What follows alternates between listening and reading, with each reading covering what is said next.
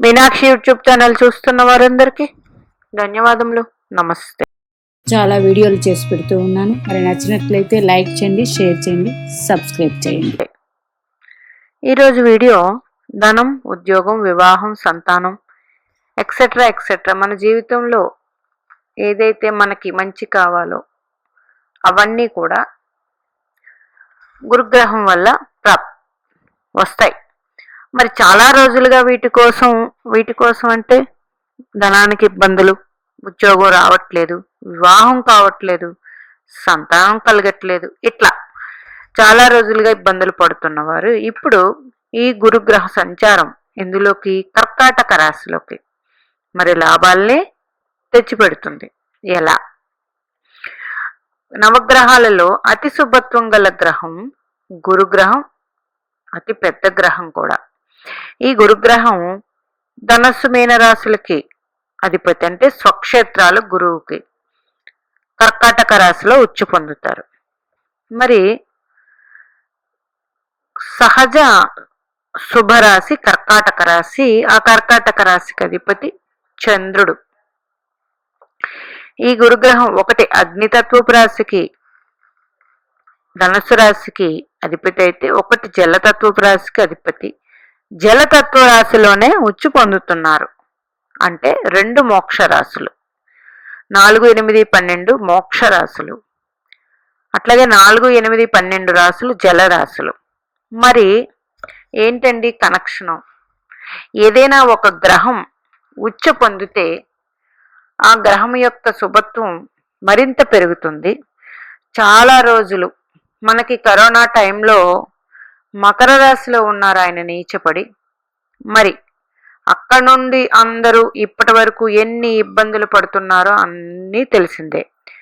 మరి ఇట్లాగా 12 సంవత్సరాలకు ఒకసారి గురుడు ఉచ్చ పొందుతారు. అట్లాగే ఇలా ఈయన తిరిగే క్రమంలో 12 సంవత్సరాలకు ఒకసారి తన సొంత రాశుల్లోకి వెళతారు. ఇప్పుడు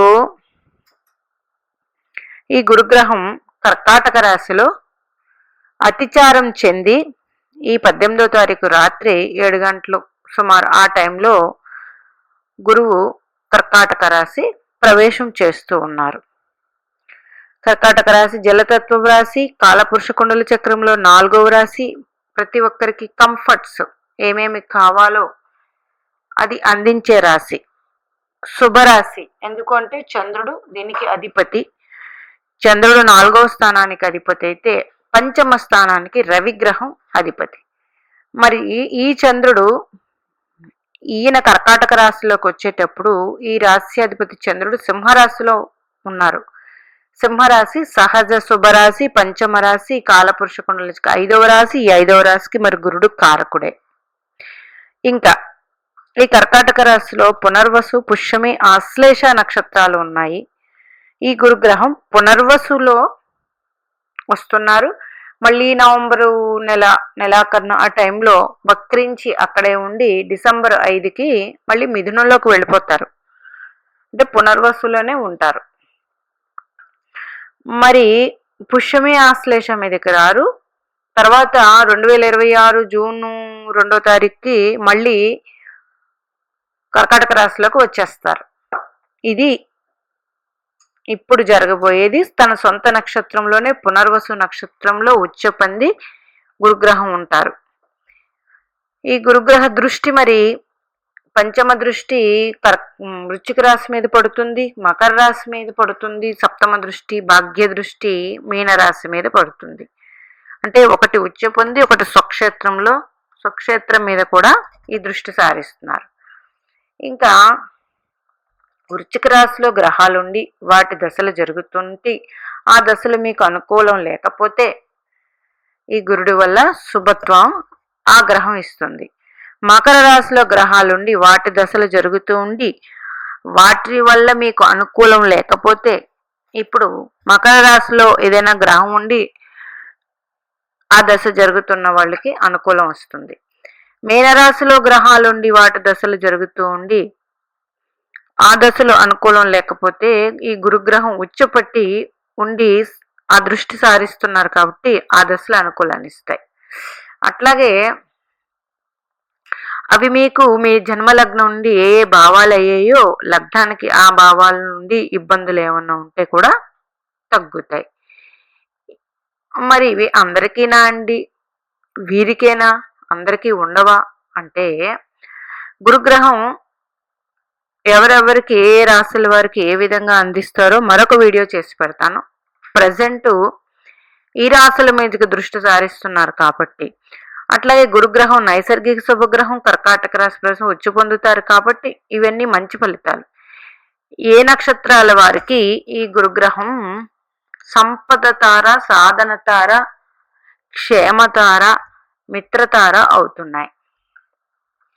మరి భరణి పుబ్బ పూర్వాషాఢ వారికి సాధన తార ఈ గురుగ్రహం, రోహిణి హస్త శ్రవణం వారికి క్షేమతార, ఆరుద్ర స్వాతి శతభిషం వారికి సంపత్తార, ఆశ్లేష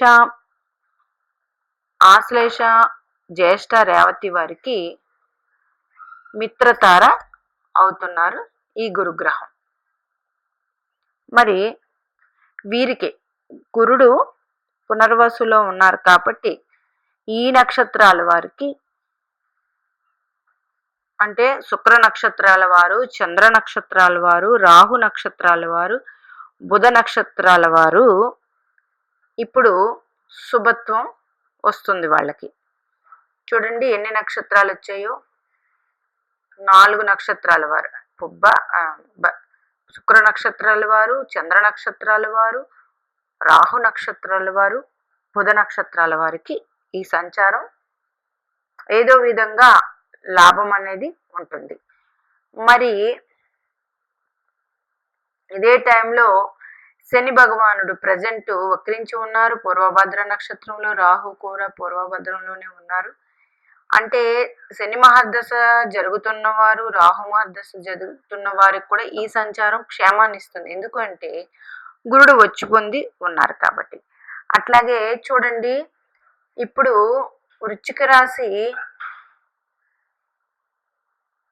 సహజ అష్టమ రాశి, దీని కారకుడు శని భగవానుడు. మీనరాశి సహజ వ్యయ రాశి, దీని కారకుడు శని భగవానుడు. అంటే శని మహర్దశ జరుగుతున్న వారికి కూడా మంచి ఫలితాలే ఉంటాయి. మరి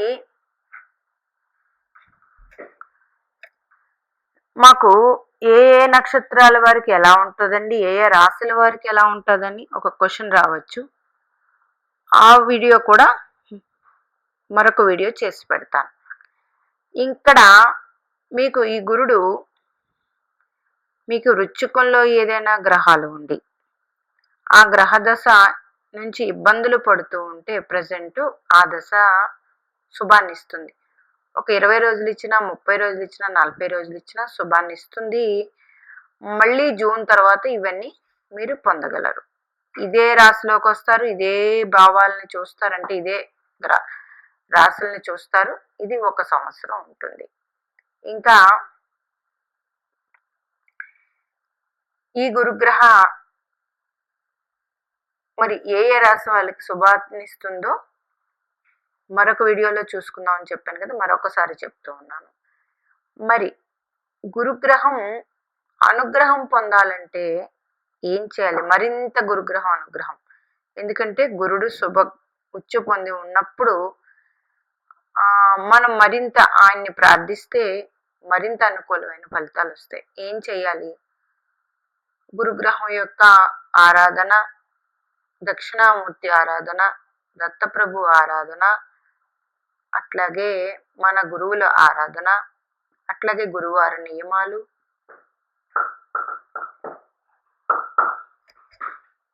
ఇవన్నీ కూడా